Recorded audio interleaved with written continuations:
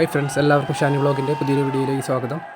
ഇന്ന് നമ്മൾ തൃശ്ശൂർ പൂരത്തിലെ കുടമാറ്റത്തിലെ കുറച്ച് ദൃശ്യങ്ങളാണ് വീഡിയോയിലൂടെ പങ്കുവയ്ക്കുന്നത്. ഇരു ദേശങ്ങളായി തിരിഞ്ഞ് റോഡിന് അരികിലും അതേപോലെ വടക്കുനാഥ ക്ഷേത്രത്തിന് അഭിമുഖമായിട്ടും നിന്ന് കുടമാറ്റം നടത്തുന്ന വളരെ മനോഹരമായിട്ടുള്ള കുറച്ച് കാഴ്ചകൾ നമുക്ക് വീഡിയോയിലൂടെ കാണാം. അപ്പോൾ വീഡിയോ എല്ലാവരും സ്കിപ്പ് ചെയ്യാതെ കാണാം.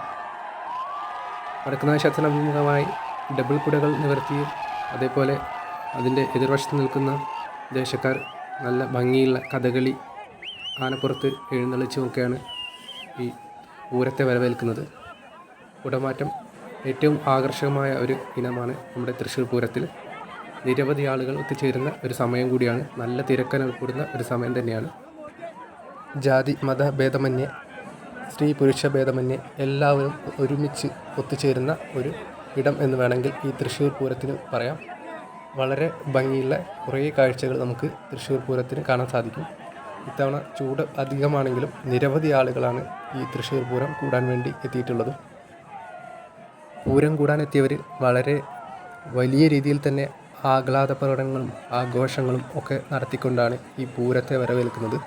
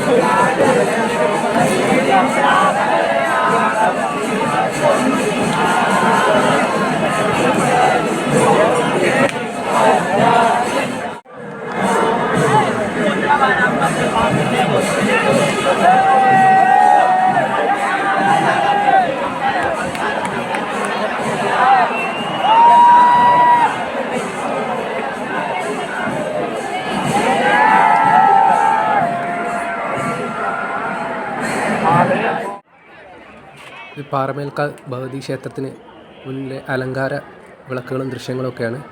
പൂരത്തിൻ്റെ അന്ന് നിരവധി ആളുകൾ ഒത്തുചേരുന്ന സ്ഥലമാണിത്. ഇവിടെ നിന്ന് എഴുന്നള്ളത്തിന് ആനകളുമായിട്ട് നമ്മുടെ വടക്കുന്നാഥ ക്ഷേത്രത്തിലേക്ക് യാത്ര തിരിക്കാറുണ്ട്. തൃശ്ശൂർ പൂരത്തിലെ നല്ല മനോഹരമായിട്ടുള്ളൊരു ഗോപുരം അറേഞ്ച് ചെയ്തിട്ടുണ്ട്. അതിൻ്റെ ദൃശ്യങ്ങളാണ്.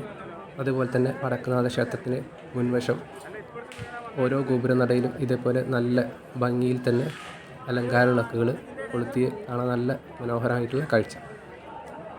പൂരങ്ങളുടെ പൂരമായ തൃശ്ശൂർ പൂരത്തിൽ നമ്മൾ കണ്ടിട്ടുള്ള കാഴ്ചകൾ കുറച്ച് ഈ വീഡിയോയിലൂടെ പങ്കുവച്ചതാണ്. ബാക്കിയുള്ള ഭാഗങ്ങൾ നമ്മൾ അടുത്ത വീഡിയോകളായിട്ട് പങ്കുവയ്ക്കുന്നതാണ്.